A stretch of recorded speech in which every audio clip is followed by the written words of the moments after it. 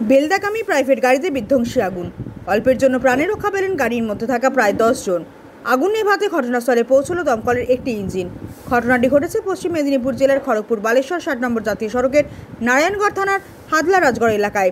জানা গিয়েছে, খড়গপুরের দিক থেকে একটি স্করপিও গাড়ি বেলদার দিকে যাওয়ার সময় নারায়ণগড় থানার হাদলা রাজগড়ের কাছে হঠাৎই গাড়িতে আগুন লেগে যায়। মুহূর্তের মধ্যে আগুন ছড়িয়ে পড়ে গোটা গাড়িতে।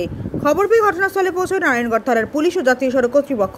খবর দেওয়া হয় খড়গপুর দমকল বিভাগে। দমকলের একটি ইঞ্জিন ঘটনাস্থলে এসে আগুন নিয়ন্ত্রণে আনে। গাড়ি চলতে ঠিক আছে, বুঝতে পারিনি পিছনে আগুন জ্বলছিল। ঠিক আছে, অটোমেটিক গাড়ি ছিল, এক জায়গায় সাইড করে দাঁড়ালাম, অটোমেটিক আগুন জ্বলে গেছে। ঠিক আছে, আর কিছু হয়নি। তোমরা কোন দিক, কোথা থেকে যাচ্ছিলে? কোথায় আসছিলাম? বেলদা যাচ্ছি। মানে কখন নাগাদ হয়েছে এটা? 9টা 10-15 হয়েছে তখন।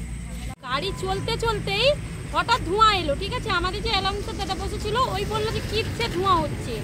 তখন আমরা বললাম গাড়ি থামা, গাড়ি থামা। গাড়ি থামিয়ে মানে কোনোভাবে কাঁচকে আমরা লাথি মেরে আমরা বাইরে বেরিয়েছি। তারপরে গাড়ি চলে গেছে। আমরা কোন দিক থেকে কোন দিকে যাচ্ছিলেন? আমরা খড়গপুর থেকে ওই বেলদা থেকে যাচ্ছিলাম।